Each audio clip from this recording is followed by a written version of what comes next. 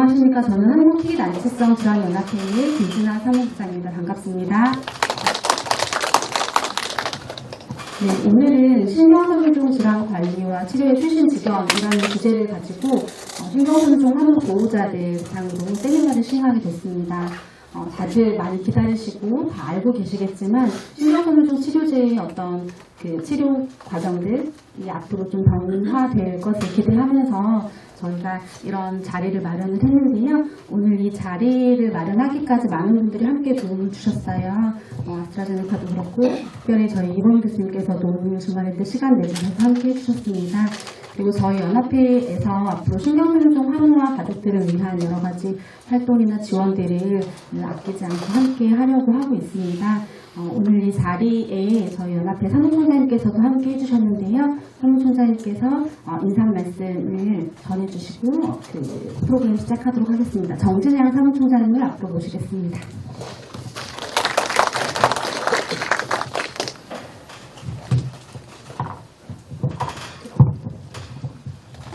여러분 안녕하세요. 저희 연합회를 방문해 주셔서 정말 감사합니다. 다시 인사드리겠습니다. 정진양입니다.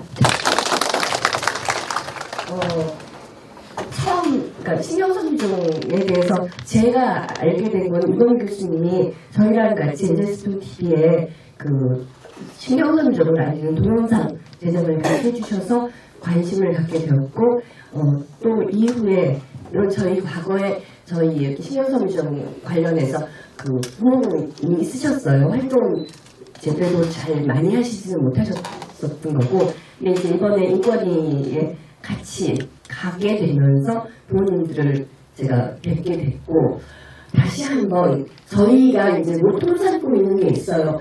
한 명뿐인 희귀질환일지라도 그분들을 위해서 저희가 할 수 있는 모든 일을 한다. 그리고 그분한테 희망이 되도록 한다는 게 저희 한국특이단체성연합회가 하고자 하는 일이고, 아마 영원히 그렇게 저희는 할 거예요. 근데 그때 있어서 하루도 되게 중요하지만 부모님들 같이 아이의 아픔 때문에 더 힘든 경우들을 갖고 계시는 부모님들의 마음을 어떻게 하면 저희가 더 많이 이해하고 도울 수 있을까를 늘 고민하고 한답니다. 어제 저희가 상임이사회의를 했어요. 저희 그 상임이사회의에는 저는 사무총장이 저는 사실 환우거나 환우 가족이 아니지만 저희 회장님은 그 셰크마리투스라는 시간을 알고 계신 그 환우시고 나머지 그 네 분의 부회장님이신데요. 다 그 환우 부모님들이세요. 부모님들이 이제 환우단체 대표를 맡고 계시면서 저희 부회장으로 활동을 하고 계신데, 어제 저희가 세 군데 단체를 더 저희 연합회로 같이 하기로 하는 결정을 하는 자리였는데, 그 세 단체 중에 두 단체는 저희 이범희 교수님께서 추천서를 써주셨고요. 근데 그 세 단체를 이렇게 저희가 이야기를 나누는데, 그 부모님들 세 분이 더 이제 부모님 계셨는데, 당신들이 처음에 이 단체를 꾸밀 때 그때 얘기를 하시더라고요. 그때 얘기를 하셨는데, 그 세 단체 중에 한 단체 부모님이 91년생이세요. 91년생이니까 이제 막 애기 부모님이 너무나 그 뜨거운 마음으로 아이의 질환을 고쳐주고 싶어서 그래서 이제 조직을 한 단체가 하나 있었는데, 그걸 보시고서 세 분이 다 회한해져지시더라고요. 옛날에 우리도 이랬는데. 근데 그 중에 한 분 부모님께서는 아무 말씀도 안 하시는데, 근위염증이라는 질환을 환우들을 보이는데 근무의 회장님을 하시는 분이신데, 다른 두 분은 22번 이렇게 환우하고 다무회라고 그래서 당뇨폐쇄증 부모님들 모임 두 단체에서는 옛날에 우리도 그래서 이런 말씀을 하시는데, 그 부회장님께서는 아무 말씀도 안 하고 계세요. 왜냐하면 처음에 아기가 아플 때 얘는 15년밖에 못 산다는 말씀을 들으셨는데, 그 친구가 지금 34살인가? 네. 그렇게. 근데 와상 환자예요. 근데 지금 일을 하고 있어요. 일을 하고 있고, 아주 일도 그 IT 관련 정보를 이렇게 수집하고 이런 일을 하고 있는데, 희망을 놓지 않고 늘 아이를 보살피는 그 부모님의 마음이 저는 옆에서 너무너무 다르더라고요. 여러분도 다르지 않으실 거고, 그런 마음을 갖고서 아이들을 키우실 때 아이는 항상 잘 큽니다. 그걸 잊지 말아주셨으면 하는 게 오늘 제가 여러분께 드리고 싶은 말씀입니다. 저희 연합회에 같이 하시게 된 거 너무너무 감사드립니다. 앞으로 잘 부탁드릴게요, 저희가. 총장님께서 응원을 전하고 싶으신 마음이 아주 크셨던 것 같습니다. 많이 느껴지시죠? 네. 그러면 오늘은 정말 많이 기다리시고 또 많이 궁금해하셨을 그 치료제 관련해서 우리 이범희 교수님께서 여러분들께 정말 허심탄회하게 진료실에서 다 놓지 못하셨고 또 직접 만나셔서 들으시기 어려우셨던 부분들을 오늘 길지 않습니다. 1시간 정말 유용하게 잘 활용하셔서 교수님께 정말 많이 여쭤보시고 궁금증 해결하시는 시간이 되셨으면 합니다. 이범희 교수님 앞으로 모시겠습니다. 큰 박수로 맞이해주세요. 마이크, 네, 그냥 이렇게 말씀. 네, 안녕하세요. 네, 안녕하세요. 그래서 저희 진료실에서 이렇게 마스크 쓰고 그렇게 만나다 보니까 좀 낯선 분들도 있고 원래 이렇게 많이 봤던 분들도 있고 그래서 아무튼 이 주말에 또 이런 시간에 이렇게 와주셔서 감사하고요. 제가 신경섬유종증 1형에 대해서 이렇게 임상 연구도 하고 또 많은 환자분들을 이렇게 진료해드리고 그러다 보니까 또 유튜브 채널이나 이런 데서도 이 질환에 대한 그런 설명 이런 것들을 녹화한 그런 프로그램들이 있기는 하는데 아무튼 이 시간은 제가 좀 궁금한 거를 듣고 제가 설명을 드려서 이제 실제로 환자분들 그리고 아기들이 환자인 경우에 부모님들이 궁금하신 거 이거를 좀 더 대답해 드리는 그런 자리로 이렇게 활용이 되면 좋겠습니다. 잘 아시는 것처럼 신경섬유종증은 1형하고 2형이 있어요. 그래서 지금 혹시 2형 환자분도 와 계신가요? 다 1형이실 텐데 지금 이제 우리가 새롭게 나온 그 코셀루고라는 그런 약은 1형에서 지금 사용이 가능한 그 치료제이고 지금 1형 같은 경우는 우리가 그 사람한테서 발생되는 유전 질환 중에서 가장 흔한 질환 중에 하나입니다. 그리고 왜 부모님들 이렇게 많이 생각하실 거예요. 왜 나랑 그 배우자는 괜찮은데 아기만 환자일까? 근데 이제 대부분의 환자분들이 그렇습니다. 그래서 그 아기한테만 이렇게 돌연변이로 생기는 거죠. 그래서 그 가족분들이 부모님은 괜찮은데 아기부터 시작되는 경우가 사실은 대부분이에요. 그래서 그런 가족 내에 가족력이 없는데 신경섬유종증이 생기는 경우가 대부분이다라고 보시면 됩니다. 그래서 이제 그게 특이한 상황은 아니고 그게 오히려 더 흔한 상황인 거죠. 그래서 이 환자분들을 보면은 대개는 이제 커피 반점이 여러 개가 생기고 그 다음에 한 사춘기 지나고 성인 되면서 피부 섬유종이 이제 조금씩 생기죠. 그러면서 그 섬유종 개수가 늘어나고 그런 게 이제 우리가 눈으로 보는 그런 특징들인데 사실 이제 저희가 의학적으로는 훨씬 더 중요한 부분들이 많이 있고 그런 것들을 우리가 이제 정기적으로 체크를 하기 위해서 이제 저 같은 경우는 전신 MRI를 1, 2년마다 만 1세부터 찍고 있는데요. 특히 이제 6살 이전 때는 그 시신경 부위에 이상이 있는 경우가 꽤 있습니다. 그래서 그 시신경도 체크하기 위해서 그 MRI를 찍는 거고, 그 다음에 전 연령대에 거쳐서는 우리가 이제 진찰로서 발견하기 어려운 그런 섬유종, 특히 이제 총상신경 섬유종이라고 하는 것이 몸 깊숙이 자리 잡고 있는 경우들이 많아요. 그래서 그런 것들은 우리가 진찰로 발견하기가 어렵기 때문에 MRI를 찍어서 어느 부위에 위치하고 있는지 보고 그게 이제 수술이 가능한지 이제 평가를 하고 그 다음에 그게 어떤 속도로 자라는지를 우리가 알기 위해서 전신 MRI를 이렇게 정기적으로 찍는 겁니다. 그래서 저희가 보니까 이런 총상신경 섬유종이 이 신경섬유종증 1형이 있는 환자분들 한 50%에서는 생기는 것 같아요. 근데 그 중에서 한 20, 30%가 이제 수술이 필요하거나 아니면은 수술하기 어려운데 위치하면서 의학적으로 그 건강에 좀 위험을 끼칠 수 있는 그런 위치에 그 존재하는 그 총상신경섬유종이 그렇게 이제 위험한 위치에 존재하는 것이 발견이 되는 거거든요. 그래서 지금 코셀루고 같은 경우는 수술이 불가능하면서 위험한 위치에 존재하고 그걸로 인해서 여러 가지 증상이 생기는 환자분들, 증상이라고 하면 그것 때문에 통증이 생길 수도 있고 아니면 얼굴이 이제 보면은 약간 기형처럼 보이는 그런 얼굴에 변형이 있다든지 뼈에 변형이 있다든지 아니면 그것 때문에 근력이 떨어진다든지 그런 이제 증상이 동반되는 경우에 지금 쓸 수 있는 그런 약이고 아직은 안타깝게도 이제 소아만 치료가 가능해요. 그래서 치료 연령이 만 18세까지는 인정이 됩니다. 그래서 만 19세 이상부터는 현재는 이제 보험 적용은 안 됩니다. 그래서 저희가 성인분들에 대한 임상 연구도 진행하고 성인분들에 대한 결과도 좋기는 한데 아직은 이게 이제 승인까지는 가지는 않아서 성인분들은 조금 더 한 몇 년은 기다려 주셔야 이게 이제 승인이 되는 그런 프로세스가 진행이 될 거라고 생각이 됩니다.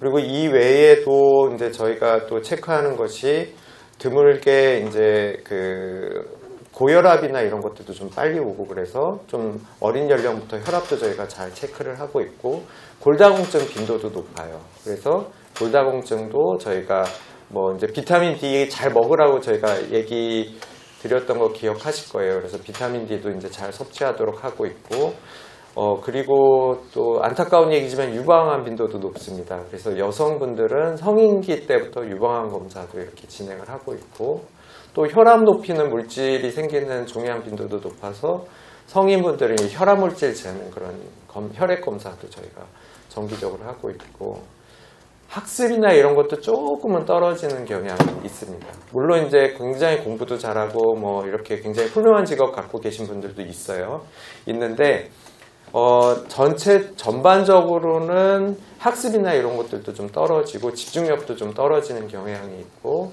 아주 드물게 이제 자폐성 경향이 보이는 경우도 있어서 그런 것들은 이제 아기들 키우시면서 잘 체크하시고 필요한 교육이 필요하면 이제 그런 학습이라든지 언어 교육, 그 다음에 이런 사회성 교육 이런 거 시키라고 말씀을 드리고 있습니다.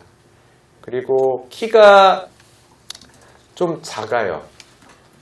이 질환 자체가 워낙에 키가 좀 작은데 저희가 이제 성장 호르몬은 가능한 쓰지 말라고 말씀드리고 있거든요. 왜냐하면은 몸에 이런 종양이 있을 때 성장 호르몬을 쓰면은 이 종양에 오히려 영양분을 주는 상황이 돼서 저희가 이제 성장 호르몬은 가능한 쓰지 말라고 말씀을 드리고 있습니다.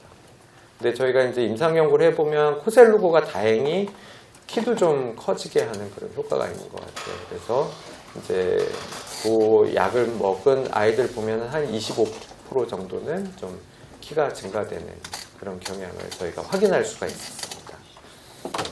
네, 뒤에 잘 안 들린다고 해서 마이크를 쓰도록 하겠습니다. 저희가 이제 성인분들 같은 경우에 안타깝게도 이제 악성 종양이 이제 저희가 예상 못한 부위에 생기거나 그런 경우가 있는데 그래서 저희는 가능한 한 아주 안정적인 분들은 한 2년에 MRI를 찍는데 대개는 1년에 한 번씩 MRI를 찍어서 일단 지금 할 수 있는 건 초기에 발견하는 거거든요. 그래서 초기 발견해서 우리가 이제 가능한 한 수술로 안전하게 제거하는 거를 목표로 하고 있고 그리고 또 다른 부분에서는 이제 이런 악성 종양이 왜 생기느냐 이것에 대해서는 우리 아주 정확하게는 알지 못합니다. 근데 나이가 들수록 그런 위험성이 있어서 이제 정기적으로 검사를 하시도록 이렇게 권유를 해드리고 있습니다. 그리고 또 하나는 이제 측만증 같은 것들도 좀 더 빈도가 높거든요. 그래서 그 측만증에 대한 검사도 정기적으로 하도록 이렇게 권유를 드리고 있고요. 그래서 어떻게 보면은 이게 머리끝부터 발끝까지 정기적으로 계속 관찰을 해야 되는 그런 질환입니다. 근데 상당수의 환자분들은 그냥 1년에 한 번 검사하면서 정기검진 같이 들으세요. 성형검진 같이 들르고 그냥 괜찮으니까 내년에 또 봅시다 이렇게 그냥 짧게 진료하고 끝내는 분들이 대부분이에요. 근데 일부 환자분들이 조금 위험한 부분이 있기 때문에 저희가 이제 정기적으로 검사하는 거는 강조를 해드리고 있고, 또 그 우리가 전신 MRI를 저희가 검사를 해서 확인을 하고 있는데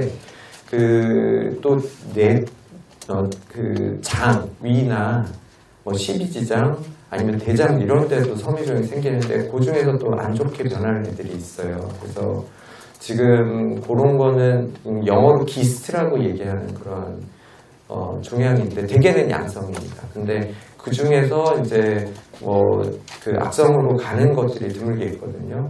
그것도 이제 성인기에. 그래서 저희가 MRI를 찍지만 건강 검진할 때 위내시경이나 대장내시경은 정기적으로 꼭 체크하시라고 말씀을 드리고 있습니다. 이게 MRI는 이제 놓칠 수가 있어서.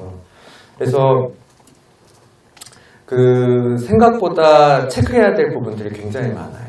굉장히 많고, 그래서 저희가 지금 다행히 이렇게 좋은 치료제가 나와서 앞으로 이제 관리하는데 굉장히 많은 도움을 받고는 있지만, 그럼에도 불구하고 이 병에서 우리가 예상하지 못하는 그런 합병증들이 생길 수 있는 부분들이 있기 때문에 정기 검진을 해서 우리가 조기 발견하고 조기 치료하는 것이 이제 우리 환자분들의 건강과 삶의 질을 유지하는 데 굉장히 중요한 부분이다라고 말씀을 드리겠습니다. 그래서 여기까지 이제 제가 병에 대한 전반적인 설명, 그리고 어떻게 관리를 해야 되는지 이런 거에 대해서 간단하게 설명을 드렸고, 또 질문을 지금부터는 받도록 하겠습니다. 질문을 좀 몇 개 모아왔는데요. 일단 제가 전달받은 질문들에서 그냥 제로 좀 드리면, 혹시 장기 코스일고에 대한 장기 복용에 대한 부작용이나 이런 것들은 아까 병에 대한 이야기들은 들었는데 코스일고 자체에 대한 부작용이나 이런 것들이 있는지, 아니면 이런 게 있으면 뭘 조심해야 되는지. 네네. 그래서 뭐 지우 아버지는 이제 애기 치료해서 지금 우리 몇 년 했죠? 3년? 4년 했죠. 그래서 이미 이제 4년 치료해서 이 병에 대해서 굉장히 그 신뢰를 이미 갖고 계신 상황이죠. 그래서 우리가 부작용이 없는 약은 없어요. 부작용이 없는 약은 없는데 저희가 이제 초반에 관리를 할 때 중요한 것이 피부에 여드름이 생기는데, 그거는 소아 아이들은 잘 안 생기고 사춘기 이후에 좀 여드름이 잘 생기는 것 같습니다. 그래서 여드름이 생기면 그거를 초반에 이제 뭐 연고나 이런 걸로 해서 여드름 연고 이런 거 있거든요. 그래서 그걸로 잘 관리를 하면 그냥 더 번지지 않고 관리가 되는데, 여드름이 이제 생겼다 좋아졌다 그럽니다. 그래서 이제 꾸준히 그런 피부 관리를 해야 된다는 것이 중요하고, 그 다음에 이제 그 손톱 발톱 주위에 염증이 좀 잘 생겨요. 그래서 그게 잘 관리가 안 되고, 이렇게 손톱 왜 우리 주변에 뭐 이렇게 살 나면 이렇게 집어 뜯고 그러잖아요. 그러면 그 염증이 아주 심해질 수가 있어요. 그래서 저희가 심한 아이 같은 경우는 주변에 피도 나고 그럽니다. 그리고 내성 발톱이 있는 환자분들 같은 경우에 발톱 주위에 염증이 좀 잘 생겨요. 그래서 이제 그거를 초기에는 뭐 식초물에 담궈서 이제 그 염증 관리를 하다가 그게 안 되면 항생제랑 그다음에 그 항생제 먹는 약을 쓰기도 하고 연고를 쓰기도 합니다. 그래서 그걸로 이제 저희가 관리를 하도록 하고 있고, 심한 경우에는 이제 그 발톱을 피부과나 성형외과 가서 이렇게 자르는 수술을 하기도 합니다. 그건 뭐 이제 간단한 이제 뭐 이렇게 국소마취를 할 수 있는 거라서 그렇게 어려운 수술은 아닌데 그런 거를 하고 있고, 그 다음에 또 어린아이들 같은 경우는 이제 입술이나 그 구강점막에 염증도 잘 생기거든요. 그래서 저희가 이제 양치질 같은 거는 그 치약 순한 것으로 하고 있고, 칫솔도 이제 너무 세게 하지 않도록 하고 있고, 그 다음에 하루 2번 양치질은 시키고 있고요. 그 다음에 한 번은 그냥 소금으로 하라고 하고 있고, 그 다음에 가글 같은 거, 우리 시중에 나와 있는 그런 그 그 가글을 쓰시면은 안 돼요. 그게 알코올 성분이 들어가 있는 것들은 절대로 안 되고 가글은 그냥 식염수로만 하도록 그렇게 하고 있습니다. 그리고 구내염 이런 게 조금 심한 경우에는 이제 그 연고 바르거나 아니면은 이제 그 비타민 B가 많이 들어있는 그런 종합 비타민을 먹으면 조금 염증 관리에 좀 도움이 되고 그거 외에는 이제 그게 이제 가장 흔히 보는 합병증 중에 하나고 이제 외국 환자분들 같은 경우는 설사나 복통 이런 게 좀 많다고는 했는데 우리나라 환자는 많지는 않아요. 근데 이제 복통이 잘 관리가 안 되면 뭐 이제 뭐 항문이 헐거나 그럴 수도 있거든요. 그래서 그 복통 관리나 설사 관리도 이제 초반에 잘 하면 큰 문제 없이는 잘 유지가 되고 있고 요거 때문에 뭐 아주 심각한 합병증이 있었던 경우는 없어요. 그 외국에서는 뭐 심장 기능이 좀 떨어진다든지 아니면은 뭐 눈의 안압이 좀 올라간다든지 뭐 각막이 염증이 생긴다든지 뭐 이런 보고가 드물게 있는데 우리나라 환자들은 다 괜찮았는데 그래서 저희가 안과랑 그 다음에 심장 기능 이런 거를 이제 저희가 몇 달마다 정기적으로 체크를 하고 있는 이유가 그렇고요. 그 다음에 또 다른 부작용 중에 중요한 것 중에 하나는 근육 수치가 올라갈 수 있어요. 근육 수치. 그래서 그게 이제 여러분들 이제 뭐 병원에서 검사하면 다 어플리케이션으로 결과 보실 수 있으니까 CK라고 하는 게 있는데 그게 올라갈 수가 있는데 이게 이제 아주 심한 경우에는 이제 콩팥에도 영향을 주기 때문에 우리가 이제 그게 많이 올라가면 주의를 해야 되거든요. 근데 저희 환자분들 같은 경우 한 뭐 90명 중에 한 두세 분 정도가 있었는데 그게 어떻게 그래서 그분들한테 물어보면 운동 과하게 하면은 좀 뭐 테니스나 이런 심한 근육 운동을 하잖아요. 아니면 이렇게 뭐 등산을 하고 갔다 온다든지 그러면 이런 CK 수치가 많이 올라갈 수 있는데 이게 이제 뭐 콩팥에 영향을 주지 않고 그럴 정도이긴 했습니다. 근데 그 콩팥 수치랑 이런 것들이 변화가 있는지는 저희가 체크를 해야 되고 그래서 너무 과한 운동을 하지 않는 것이 좋습니다. 그래서 뭐 그런 거는 좀 안타까운 부분이긴 한데 뭐 테니스나 막 이렇게 막 순간적으로 근육에 힘이 많이 들어가는 운동 있잖아요. 그런 거 스쿼트 뭐 이런 거는 저희가 하지 않도록 그렇게 하고 있습니다. 그래서 그런 것들이 우리가 일상적으로 이제 체크해야 될 부작용들이고 저희가 가장 많이 치료한 환자분이 지우 아버님도 말씀하셨지만 4년이 넘고 있어요. 성인분도 4년이 넘게 치료한 분들이 있는데 다 큰 부작용 없이 그냥 지금 말씀드린 요 정도의 부작용 그냥 매니지하면서 잘 치료받고 있습니다. 근데 저는 이 약을 가능한 잘 안 끊으려고 하거든요. 이게 왜 그러냐면은 이 질환 때 이상이 생기는 그런 신호 전달 체계가 있는데 그거를 이 약이 이제 이렇게 억제시켜줘서 정상적으로 돌리는 그런 역할을 하는데 이거 자세히는 제가 말씀을 안 드릴 텐데요. 근데 이제 뭐 이 약을 쓰다 보면은 뭐 총상신경섬유종이나 이런 것들 사이즈가 좀 줄게 되거든요. 그러면 이제 안정화됐으니까 우리가 무슨 항암제 쓰듯이 뭐 줄었으니까 끊어보자. 근데 그렇게 됐을 때 이렇게 갑자기 자랄 수가 있어요.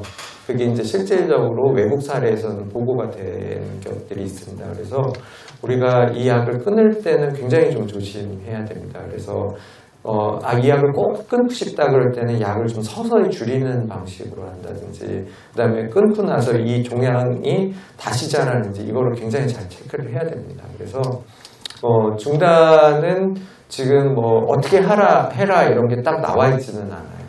근데 중단을 해볼 수는 있지만 이제 하고 나서 다시 종양이 자랄 수도 있고 그러기 때문에 굉장히 신중하게 접근을 해야 됩니다. 몇 가지가 더 있어서 그냥 제가 받은 것들대로 좀 네. 드리겠습니다. 혹시 어떤 분은 또 약 복용하면서 피임약도 사용하는지 보고라고요? 이 약, 피임약이 좋지는 않아요. 왜 그러냐면은 제가 그러니까 뭐 딱 밝혀진 거는 아닌데 저희가 보면은 그 피부 여드름이 성인 환자분들 그다음에 그 사춘기 이후에 피부 여드름이 꽤 생기거든요. 이 어떤 그 성호르몬하고 연관이 있는 것 같아요.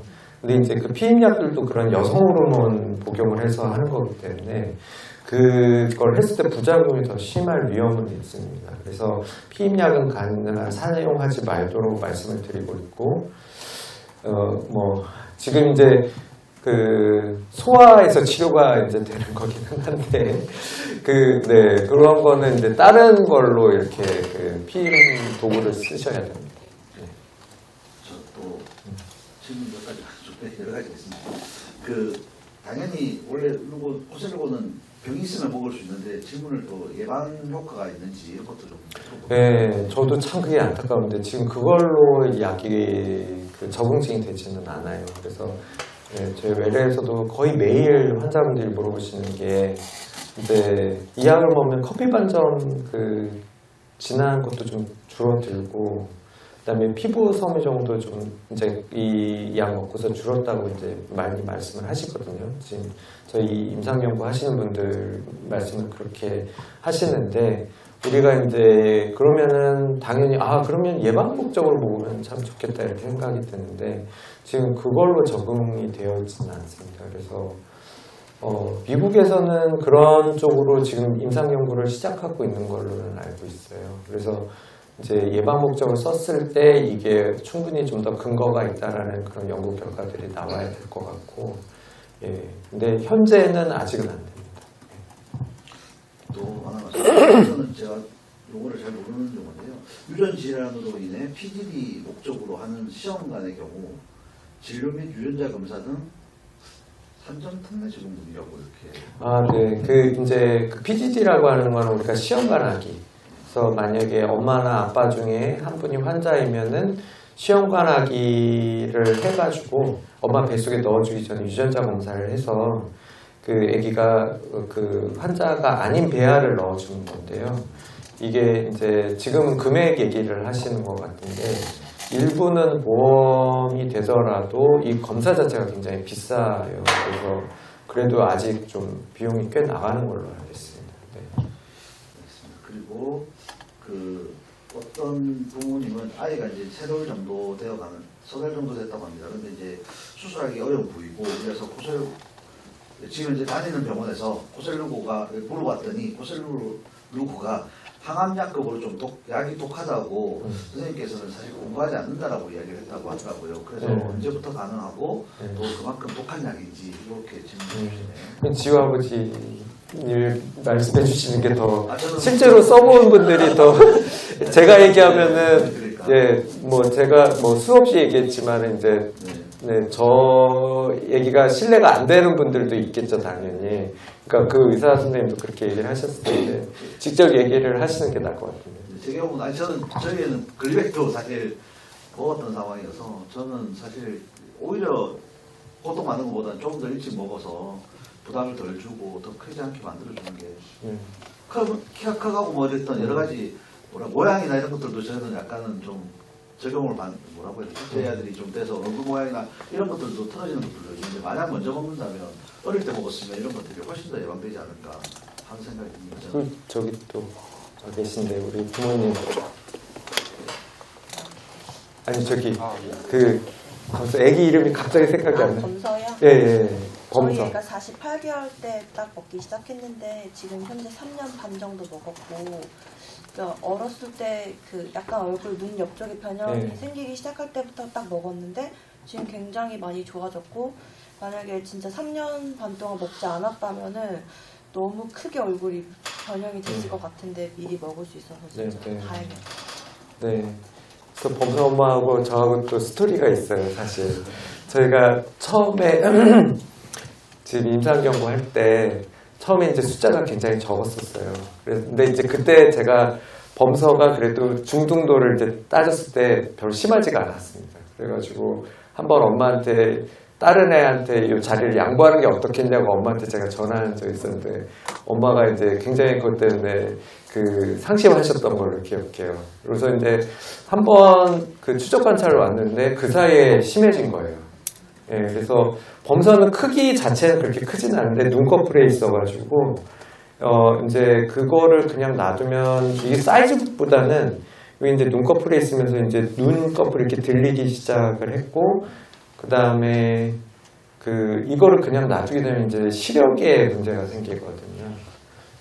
그리고 이제 그게 옆으로 이렇게 진행이 돼서 이쪽에도 이제 살이 붓기 시작했고. 근데 지금 하고 나서 굉장히 많이 좋아졌어요. 그래서 저도 이제 그때 어머님 그렇게 얘기를 하셔서 이제 그때 잘 치료를 했다 이런 생각이 들고, 예. 근데 뭐 부작용도 거의 없이 지금 잘 치료가 되고 있죠. 그래서 그러니까 저도 좀 놀랐어요. 저도 이제 처음에 임상 연구를 할 때 이 약이 이제 처음 개발은 항암제로 개발이 됐는데 항암제로는 효과가 조금 부족한 약으로 판명이 되는 시점이었어요. 뭐 이게 이제 완전히 지금 뭐 그게 결론이 났다 이런 거는 아니지만 그런데 오히려 이게 이런 희귀 유전 질환에 도움이 되는 거는 오히려 이게 이제 그만큼 독성이 그렇게 세지는 않은 약이었던 거죠. 그래서 우리 희귀 질환, 유전 질환 환자분들한테는 장기적으로 먹고 그 다음에 그럴 때 안정성 측면에서는 오히려 더 좋은 약이었던 거예요. 이게 그래서 오히려 이런 악성암 치료보다는 이렇게 양성암 치료에 좀 더 맞는 약으로 저희가 평가가 되었던 걸로 그렇게 말씀드릴 수 있겠습니다. 또 질문을 네. 이제 저희 아이 같은 경우는 이번에 이제 약을 처음 먹어봐서 처방하고 처방의 주기 이제 이런 게 좀 궁금합니다. 그러니까 예를 들어서 6개월에 한 번씩 MRI를 먼저 찍고 그걸 보시고 이제 처방을 하신다든지 아니면은 뭐 1년 단위로 이제 한 번씩 와가지고 기존에처럼 왜 이 말씀을 드리냐면은 MRI 예약 잡기가 너무 어려워서 그러는데요. 이제 지금 건강심의위원회 지나서 이제 제가 예측하기로는 이제 1월부터 약을 먹을 수도 있지 않겠습니까? 네. 그럼 하루라도 좀 이제 좀 빨리 먹었으면 하는데 아시겠지만 MRI를 이제 예약을 걸라고 하면 네. 뭐 아마 24년도에 아마 예약이 안 되고 네. 이렇거든요. 네. 현실이. 네. 그러면 향후에 이제 네. 처방을 받을 수 있는 사람들에 대한 MRI 이제 처방이나 뭐 이런 거에 대해서 네. 혹시 계획이 있으신지 네네네. 궁금합니다. 네네. 그래서 일단은 그 부분은 저희가 단독으로 결정할 수 있는 부분은 아니고 또 이제 보험공단에서 제시한 기준을 맞춰야 되거든요. 그래서 이게 아직 최종 확정은 아닌 걸로 알고 있는데 약을 시작하기 전 4주 이내에 MRI를 먼저 찍어야 되는 걸로 지금 그렇게 예상이 되고 있고 약은 한 달에 한 번 처방으로 될 거예요. 하게 되면. 그리고 MRI를 6개월마다 한 번씩 찍어야 될 겁니다. 예. 그래서 뭐 저희 병원 다니시는 분들은 잘 아시겠지만 지금 1년 반이 밀려 있거든요. 저희가 MRI가. 그래서 지금 저희 계획은 여기 이제 딱 공시가 되고 시작이 되면 입원하는 수밖에 없어요. 입원해서 MRI를 찍고 그리고 이제 거기서 뭐 수술하는 교수님들이나 이런 다학제 그런 리포트들도 있어야 되거든요. 그래서 입원해 있는 동안 레코는 리포트를 받고 그 다음에 이제 4주 이내에 외래를 잡아드릴 겁니다. 그러면은 이제 그때 와서 그 결과 보고 약을 시작을 하고 그 다음에 이제 6개월마다 이제 MRI를 찍어야 되니까 아마 저희가 MRI를 아마 한 2년이나 1년 반 거는 미리 내놓고 그 전에는 입원해서 찍는 수밖에 없을 것 같아요. 지금 저희가 그 시스템이 지금 그 병원 시스템이 이제 그 환자분들을 다 수용할 수 있는 시스템이 안 돼가지고 지금 저희 계획은 그렇게 잡고 있습니다. 아니면은 저기 교수님께서 그 제가 듣기로 그러니까 병원마다 MRI를 보는 어떤 시스템 프로그램인 것 같습니다. 잘 몰라서 드리는 말씀인데 아산에서 쓰고 있는 프로그램과 같은 걸 쓰고 있는 다른 병원에다가 소견서를 주셔가지고요. 저희가 MRI를 찍어와서 그거를 바탕으로 처방도 해주시고 그런 계획은 없으십니까? 그게 쉽지가 않은 게 저희 이제 그 신경섬유증 프로토콜을 저희 영상의학과 교수님이 딱 만들어 주신 건데 이 이제 영상의학과 교수님이 사실 편의를 굉장히 많이 봐줘서 만든 거거든요. 그러다 보니까 이제 우리 프로토콜을 이제 다른 병원 영상의학과 교수님들은 어떻게 말씀하면 난 이렇게 못한다고 얘기하시는 분들도 있고 그 다음에 이제 또 저희는 이제 요 약을 이제 임상 연구를 하면서 하다 보니까 영상학과 교수님이 이렇게 쭉 보시고 우리가 이제 지금 문제가 되는 부위가 있으면 그거의 부피를 재야 돼요. 부피 재는 게 이제 또 그 보건공단에서 요청하는 자료가 될 텐데 그 부피를 재려면 그 종양 있는 부위를 또 굉장히 촘촘하게 또 다시 찍어줘야 되거든요. 근데 이제 지금 저희 병원 영상학과 교수님 그거를 해주고 계세요. 해주고 계시다 보니까 이제 외부에서 그 저희가 하는 거를 그대로 해주실지 조금 걱정이고 저희도 그래서 이제 우리는 이렇게 하고 있으니까 다른 병원에서도 이렇게 하도록 좀 했으면 좋겠다라고 이제 그런 공감대를 형성하려는 그런 노력은 이제 앞으로 많이 할기는 할 건데 그게 이제 해주실지가 조금 걱정. 네, 그게 좀 문제예요. 근데 뭐 그렇다고 그쪽 교수님들이 뭐 이제 뭐 하기 싫어서 그러는 거는 아닌데 아무튼 이제 저희 그 영상학과 교수님께서는 그렇게 좀 어떻게 보면은 더 편의를 봐주시고 계시긴 하세요.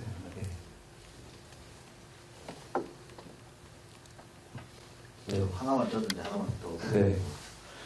신경치료 같이 해도 되는지라고. 신경치료. 치과 신경치료. 치과에 할 때. 네. 상관없고. 네. 근데 이제 위치가 뭐 신경섬유종이 있는 위치 근처면 좀 조심하긴 해야 되거든요. 거기가 이제 뼈도 약하고 그래가지고. 예. 그게 아니면 뭐 상관. 저희 장기에 생긴 다발성 종양들이 악성으로 변했을 때 항암 효과라든지 아니면은 그냥 우리가 소위 아는 다른 일반 암이랑 이제 치료 효과 차이가 어떻게 있는지. 네, 그게 지금 문제예요. 저희가 이제 이게 양성일 경우에는 지금 코셀로고를 쓸 수가 있는데 악성으로 됐을 때는 지금 할 수 있는 거는 수술이 제일 다발성인데 수술이. 그러니까 일반적으로 수술이 그래서 완전히 제거하는 게 가장 제일 좋은 거고 그게 안 됐을 때 이제 전이가 되거나 아니면 이제 일부 절제가 됐을 때는 우리가 뭐 그 방사선 치료를 한다든지 아니면 이제 방금 말씀하신 항암제를 쓰는 건데 이게 잘 듣는 약이 아직 없어요. 예, 그게 좀 문제입니다. 그래서 저희도 지금 뭐 그런 거를 찾기 위해서 연구도 하고 있고 그런데 예, 그게 지금 문제입니다. 그래서 지금 저희가 그런 환자분들 같은 경우는 이제 뭐 종양내과 쪽에 의뢰를 드리고 그러는데 그 뭐 몇 년간 잘 유지하시는 분들도 있고 이게 좀 잘 안 되는 분들도 그래서 안타깝게 되는 분들도 있고. 그래서 지금 저희가 뭐 서두에도 말씀드렸는데 특히 이제 성인분들 그래서 저희가 권유드리는 거는 그래도 정기적으로 검사하고 그래서 뭔가 의심되는 게 있으면 초반에 그리고 그래도 또 우리가 1년 단위로 검사를 하는데 그 사이에 뭐가 또 생기는 분들도 있어요. 그래서 혹시라도 내 몸에 어떤 변화가 있을 경우에는 근처 병원에서 거기에 해당되는 부위 뭐 CT를 찍든지 이렇게 해서 진행되는 거를 최대한 막는 시점에서 치료를 하는 것이 가장 중요합니다. 네. 저희 아이는 그 다리 쪽에 총상섬유종이 있는데 그 약 코셀로그를 먹으면 어쨌든 종양은 줄어든다고 들었는데 아직 피부 결절은 안 올라왔는데 그런 것도 좀 예방을 할 수 있는지. 그런 것 같아요. 예방이 좀 되는 것 같은데 또 하나 이제 아셔야 될 거는 이 약을 쓴다고 해서 모든 종양이 다 줄어들지는 않고요. 어떤 거는 또 이 약을 씀에도 불구하고 커지는 것들도 있어요. 그래서 몸에 있는 종양들도 반응이 다 다릅니다. 그래서 저희가 이제 이 약을 쓰면서도 그럼에도 불구하고 이렇게 잘하는 것들은 또 제거를 또 해요, 저희가. 예, 그래서 이제 왜 그런지는 모르겠어요. 왜 그런지는 모르겠는데 이제 내 몸에 있는 종양이 만약에 가령 10개다. 다 양성이고 10개다 그래도 그 중에서 뭐 한 대여섯 개는 들을 수도 있고 한 두세 개는 그대로 있을 수도 있고 그 중에 한 개는 약을 써도 커질 수도 있다. 네, 이거는 알고 계시죠. 네. 진행. 네네. 일단 약을 한번 처방받게 되면 중단할 계획은 없다고 말씀하셨고, 그다음에 이제 지금 현재 만 19세 미만은 이상 성인은 아직 보험이 적용되지 않는다고 하셨는데 소아에게 이제 처방이 됐을 때 만 19세가 지나서도 계속 약이 처방이 되는 건지 지금 지금 이제 저희가 그거는 좀 저기 그 보건공단하고도 계속 협상을 해가지고 그거는 가능하게 되어 있습니다. 예. 그리고 일단 뭐 몇 년 내에 빨리 성인분들 적응 좀 받아야죠. 예. 지금 이제 저희가 성인분들도 보면은 굉장히 심한 분들 꽤 있거든요. 예, 근데 지금 저희가 임상 연구를 하는 것도 이미 이제 다 뭐 회사에서도 이제 최대한 해주실 수 있을 만큼 해주신 상태라서 빨리 승인이 돼야 될 것 같습니다. 네, 말씀 질문. 예, 아까 말씀하신 거랑 조금 비슷한 내용이긴 한데요. 이제 환우의 이제 아빠로서 가장 궁금한 부분은 사실은 이제 이게 교수님께서 바로 답변이 가능하신 부분인지 모르겠는데 그래서 언제 정도에 우리 애가 코셀루를 받을 수가 있을까? 이거든요. 예를 들어서 그게 뭐 1월이다. 1월. 3월이다. 1월. 1월입니까? 네, 1월. 그러면 12월에 아산병원에 입원을 하고 찍고 이렇게 생각하면 근데 이제 그 보건공단이랑 이런 게 최종으로 아직 이제 다 고시가 되지는 않았어요. 그래서 실질적으로는 1월에 입원해서 한 뭐 1월 말이나 2월 초에 처방이 될 것 같습니다. 네. 그 아마 좀 알아보기는 해야 될 것 같은데 다른 희귀질환 같은 경우에는 이제 이게 뭐 보험제도 이제 약값이 비싸잖아요. 그래서 이제 그게 또 이제 가정의 경제 형편에 따라서 그 이제 그 뭐라 그러죠? 그 상한제라고 그러나요? 의료비 상한제, 예, 그런 게 있어요. 그래서 그런 거를 보건소에 좀 알아보실 필요가 있고요. 그 경제 수준에 따라서 이제 또 지원이 되는 분들은 H카드라는 거를 발급을 받아야 돼요. 그럼 진단서를 가지고 그 보건소에 미리 얘기를 해보시면 H카드를 받으시면 아마 그 본인 부담되는 것들도 의료비 지원이 되는 걸로 알고 있거든요. 그래서 그런 거 미리 좀 준비하고 계셔야 될 겁니다. 네. 그 제가 이제 이해하고 있는 거를 좀 선생님한테 좀 여쭤보고 맞는지 안 맞는지 좀 보고 싶은데요. 그러니까 이게 이제 기형적인 세포가 이제 커지는 거로 저는 이제 이해하고 있고요. 그다음에 셀루메틴입이 이제 들어가서 얘랑 싸워서 얘를 이제 작게 하거나 이제 안 크게 한다. 저는 이렇게 이해하고 있습니다.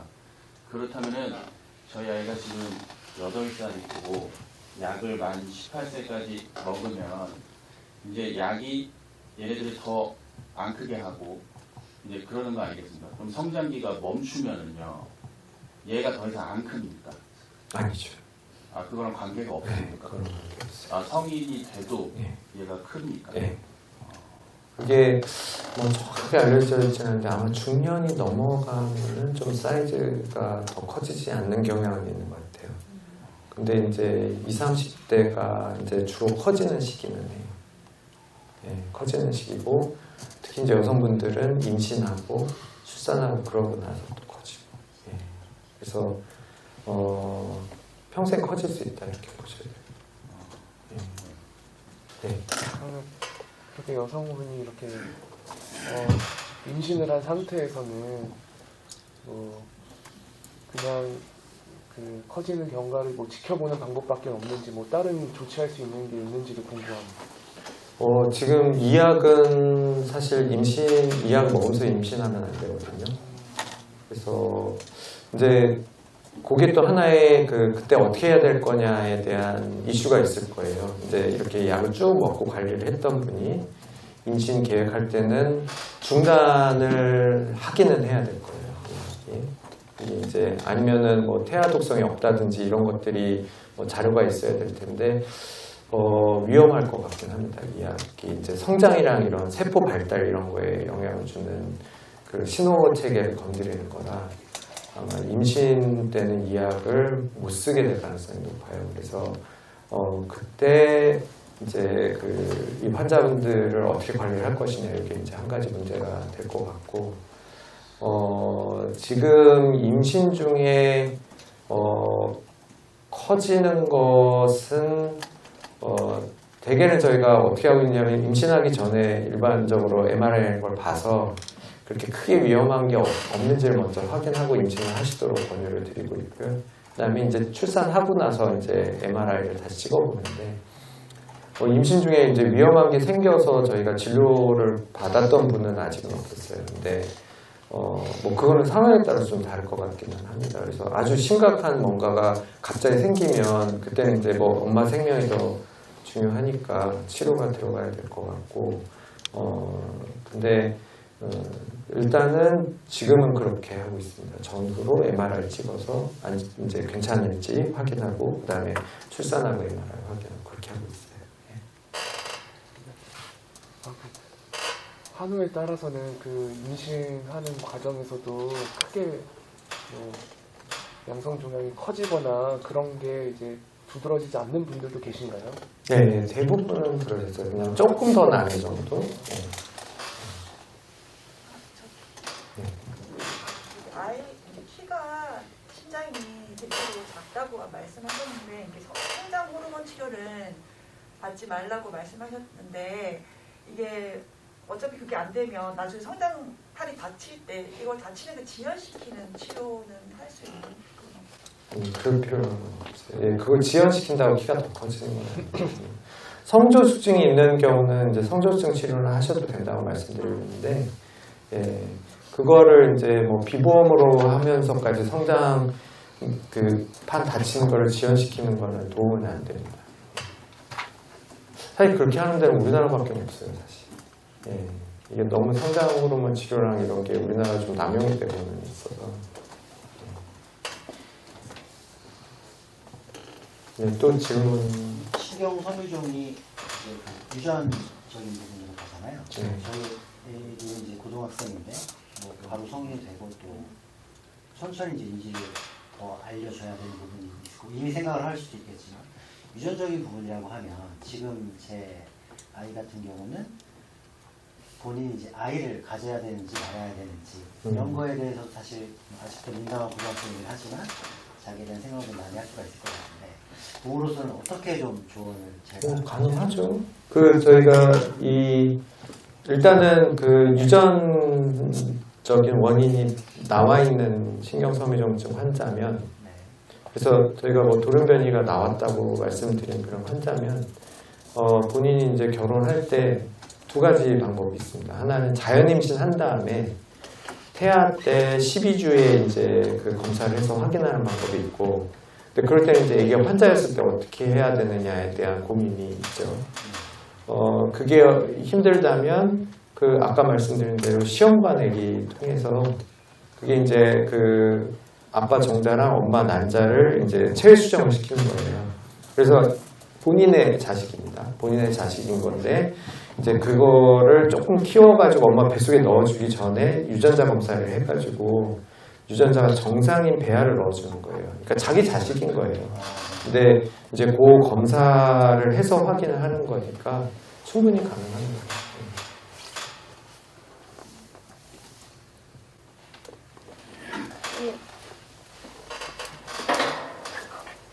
네. 네, 말씀하세요. 성인의 경우에 약간의 그런 알코올, 음주 같은 경우가 신경섬유종에 좀 악영향을 많이 미치는지도 좀 궁금해서요. 네, 안 하시는 게 좋죠. 뭐 약간 마시는 정도. 담배는 정말 안 좋죠. 담배는 절대로 안 돼요. 이 약이 시간 관리를 되게 철저히 해서 먹어야 되는 걸로 알고 있는데요. 이 약이요? 네, 맞습니다. 성인이 되면서 그 12시간의 간격을 유지하면서 먹기는 좀 생활 패턴을 관리하기가 좀 힘들 수도 있을 것 같아요. 해야죠. 그래도 그러면 네, 해야죠. 네. 예, 그건 굉장히 중요한 부분이에요. 그리고 이제 공복에 드셔야 되는 거라서 식전 1시간 아니면 식후 2시간 물 한 컵이랑, 그리고 애기들은 씹어 먹지 말아야 되고, 그래서 이렇게 까서 먹는 약 아닙니다. 그래서 통째로. 근데 알약 굉장히 작아요. 그래서 저희가 이제 그 사탕 가지고 미리 연습을 하라고 그러거든요. 그래서 저희가 3돌짜리 애기도 시작한 애가 있는데 걔도 그냥 삼켜서 먹이고 있어요. 예, 그래서 시간이랑 뭐 복용 방법이 굉장히 중요합니다. 네. 그래야 이제 충분한 치료 효과를 보실 수가 있는 거예요. 네. 이게 그 아기 때부터 복용을 시작하면 이게 뭐 체내적으로 약에 대한 내성 같은 게 생겨서 혹시 이게 뭐 나이가 들었을 때는 이 약에 대한 효과가 점점 떨어지거나 그런 경향이 있는 건가요?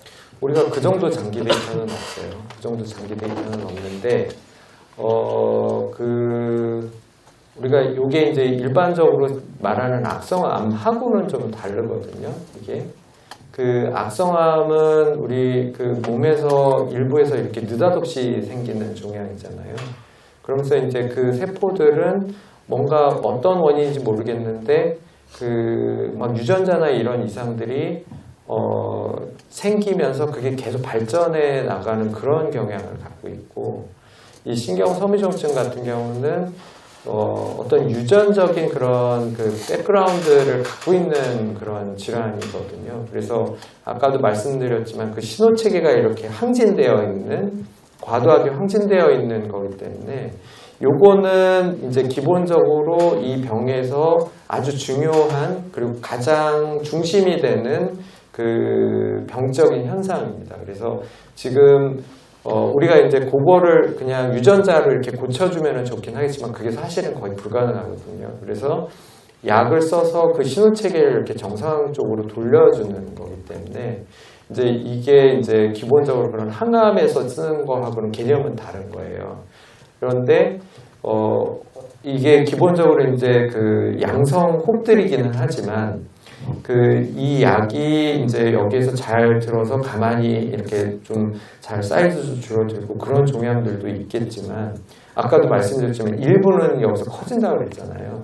근데 그런 것들이 그 세포 내부에서 어떤 일이 생겨서 커지는지까지는 우리가 아직은 알지 못하는데, 그런 것들은 뭐 내성이 생긴다 이렇게 얘기를 할 수는 있는 부분들이긴 합니다. 그래서 그런 부분은 저희가 이제 뭐 나중에 또 뭐 그런 것들은 어떻게 더 추가적인 치료를 해야 되느냐, 이런 것들은 이제 향후 나올 그런 연구 결과들이고, 일단 그럴 수는 있기 때문에 이제 정기적으로 우리가 검사를 해서 그런 이제 치료에 들지 않는 종양을 제거를 해야 되는데, 기본적으로 내 몸 자체가 이 약에 내성이 생기는 그런 경우는 아닙니다. 자료 보니까 그 미국에서는 또 환자들도 많고 하니까 그런 연구가 되게 활발하게 이루어지는 걸로 알고 있거든요. 뭐 나중에 바르는 약 같은 것도 나와서 뭐 종양을 줄인다고 막 그런 뉴스도 보긴 했었는데, 이게 지금 되게 희귀성으로 처음으로 저는 되게 그런 나온 코셀루고 약이라고 생각하는데 앞으로도 계속 그런 나올 가능성들이 있는 건데. 네. 네, 그래서 지금 이제 이 병을 치료하기 위해서 굉장히 많은 제약회사들이 굉장히 많은 연구를 했는데 그 중에서 유일하게 성공한 약이 이 약 딱 하나거든요. 그래서 이제 이 코셀루고를 벤치마킹 해가지고 또 이제 해외에도 뭐 여러 회사들이 이제 비슷한 약을 만들려고 하고 있습니다. 근데 이제 효과가 똑같은 거냐, 이런 게 이제 이슈이기는 한데요. 그래서 굉장히 많은 회사들이 그 연구를 하고 있는 걸로 알고 있습니다. 그래서 그런 기회들은 앞으로 더 늘어날 것 같긴 해요.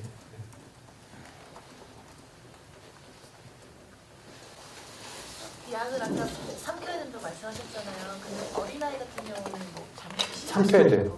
그럼 네. 그 약은 10분간 무효로 하고 다시 하나 또 먹어야 되는 그런 시스템이에요? 근데 이제 먹던 경우라면은 그냥 씹었으면, 씹고서 또 먹으면 과용이 될 수가 있기 때문에 그 다음번으로 넘어가야 되고요. 그 틱택이라고 있어요. 그 아주 작은 그런 캔디인데 그거랑 사이즈가 똑같아요.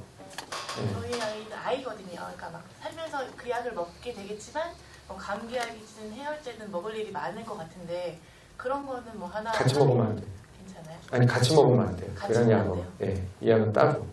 그러니까 이 약만. 시간 텀이나 뭐 그런 건 지켜야 된단 말이에요. 그렇죠. 예. 굉장히 철저하게 하셔야 되고 저희가 이제 뭐 임상 연구하면서 본 바로는 예, 그 아주 협조를 잘 해주셨어요. 그래서 대부분 그 부모님들이 시간이랑 먹는 방법, 복용 방법이랑 아주 잘 지켜주셔서 아마 그래서 저희가 심각한 부작용도 좀 적지 않았나 이런 생각도 들어요. 네. 아주 중요한 부분입니다. 이거는 굉장히 철저하게 해주셔야 돼요. 사소한 감기와 콧물약 이런 것도 그럼요. 네.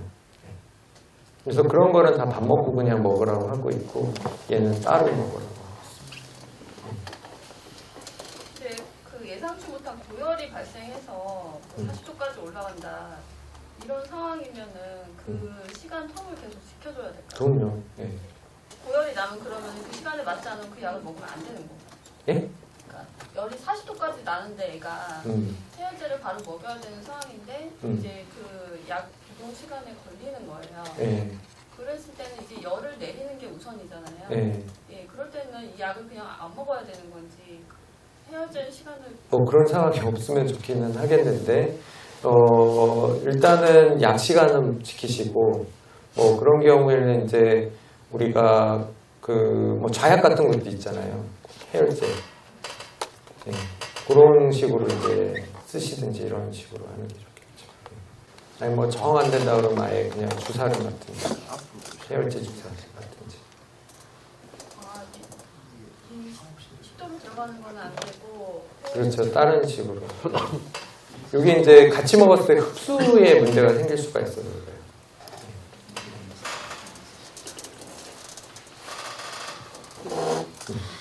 벌써 시간이 그렇게 됐네? 아, 그렇구나. 또 질문 없어요? 더 해도 될까요? 네. 사람마다 다르겠지만 약을 복용했을 때 바로 저기 이렇게 효과를 보는 거는 네. 저도 놀란 것 중에 하나가 통증이 굉장히 심한 아이가 있었어요. 그래서 그 아이는 이제 그 복부에 이렇게 있었거든요.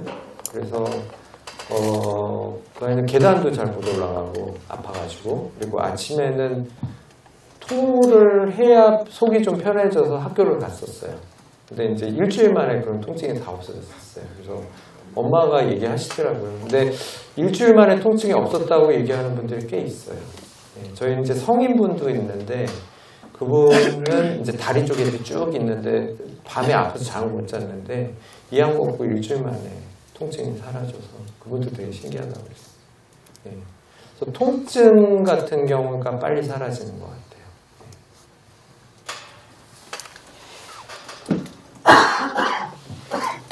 네. 또 궁금한 거 없어요? 네. 저는 이제 저희 아빠가 신경손상이고 제가 이남매 중에 저만 신경손상인데 조카는 이제 목에서 똑같은 게 좀 큰 게 생겨서 초음파를 봤는데 이게 초음파로만 알 수가 있는지 아니, 근데 그 조카 뭐 반점 없죠? 반점 조금 뭐 하는데 좀 작은 몇 개? 근데 그 위에 부모님은 괜찮잖아요. 네. 네, 그러면 아닐 거예요. 네. 네. 되게 이제 이런 경우는 이제 부모님이 환자인 경우에 애기한테 하는 거니까 반점이 아예 많지 않으면 뭐 물론 이제 애기한테 돌연변이로 생기는 경우도 드물게 있는데 별로 없습니다. 그냥 그 조카들 이제 저희 아빠 할아버지가 신경손상이었으니까. 네, 근데 이제 그 조카의 부모님이 깨끗하면 되게 조카는 완전히 새롭게 생기는 거 아니면 가능성은 없습니다. 아까 전에 그 열나는 애기 때문에 이야기하셨는데 만약에 그 열나는 애기가 이전에 열성역열을 알았다는 그런 경험이 있다. 그러는 경우에도 그 셀루곤을 먼저 먹어야 되는지. 그러니까 그런 경우에 미리 대비를 좀 하셔야 될 것 같기는 해요. 갑자기 여기 언제 날지 사실 모르는 거잖아요. 네. 근데 그 만약에 주사를 맞으세요. 네? 주사. 근데 해열제 당연히 집에서 주사를 맞을 수가 없는데. 병원으로 빨리 데리고 가요. 아니면 이제 좌약을 쓰시든지. 그러면 이제 자연의 주기를 하는. 그렇죠. 네. 네. 아무튼 흡수에 방해가 되면 안 되거든요. 코셀루고 성인분들 이렇게 임상을 하셨다고 하셨는데 성인이 그냥 뭐 20, 30대, 뭐 30, 40대 분들도 그 섭취 이렇게 정기적으로 복용을 하는 게 좋다고 보시는지도. 그럼요. 그분들도 아주 철저히 하고 있죠. 아주 맞춰줘요.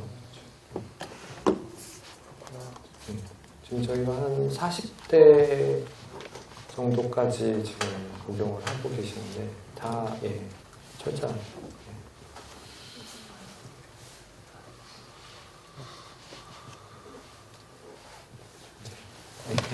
네, 감사합니다.